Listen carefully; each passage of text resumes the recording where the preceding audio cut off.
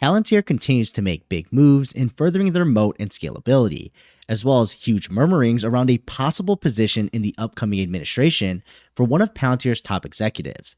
So, starting with their scalability first and a very well known name, Amazon put out a PR for their new generation of foundation models. Now, if you've been following the channel for a while, we know Palantir's place in the AI wave is not around developing the models themselves, but rather allowing integration of these into their platform, which lets clients actually use AI models in a controlled and operational methodology that keeps humans in the loop, all while in a secure environment. Now, the blurb with Palantir is very quick here in one paragraph, but essentially, as we've heard with other models from other players, they are integrating with Palantir's ontology system within Palantir's AI platform or AIP. This will allow scalability for Palantir because it continues to integrate more well-known models and makes them a go-to place. And no matter who ends up winning the LLM race in the end, Palantir is that infrastructure play that is allowing these use cases to make it into the workflows of companies today across tons of industries.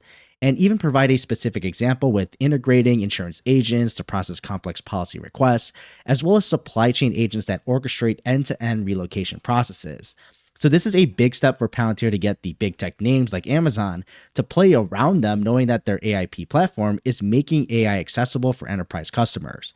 And I think it also speaks loudly too that even if Amazon and other big guys are distributing their own ways, but still are leveraging another relationship with Palantir, there's something of valuable here, making this available. So awesome job, and hope to continue to see more models integrated.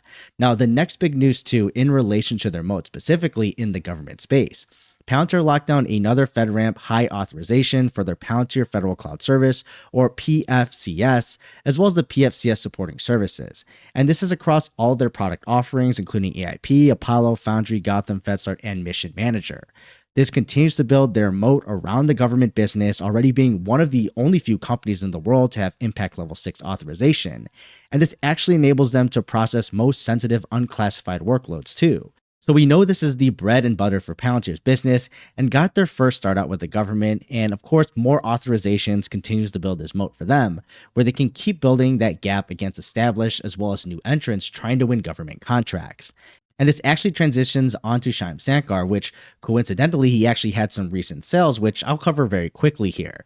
Now, for context, this was also one of the larger sales we've seen recently from him, but essentially it's similar to Alex Karp with exercising options and then converting those Class B, and then converting those to Class A to sell. So he sold around 5.3 million shares total for around $370 million.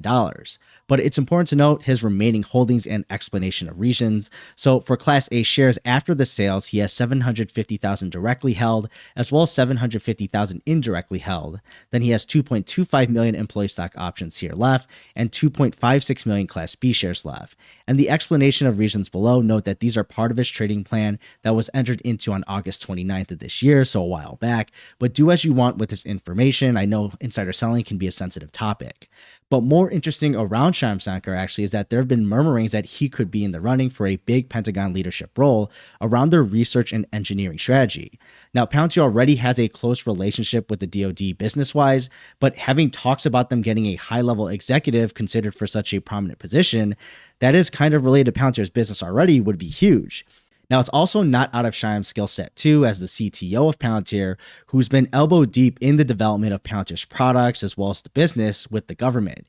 He's put out many pieces on his thoughts on the acquisition process already from the Pentagon, with firsthand experience going through it himself, and it's not like he only had good things to say. But we know when it comes from a place here that he's doing what he believes is best for the country to innovate, as well as produce the best kind of results, which in turn allows the military to make decisions in a way that leads to results rather than relationships. Now, nothing is set in stone yet, but it will be interesting to see if this ends up coming true. But curious to know your thoughts below, and I'll see you in the next video.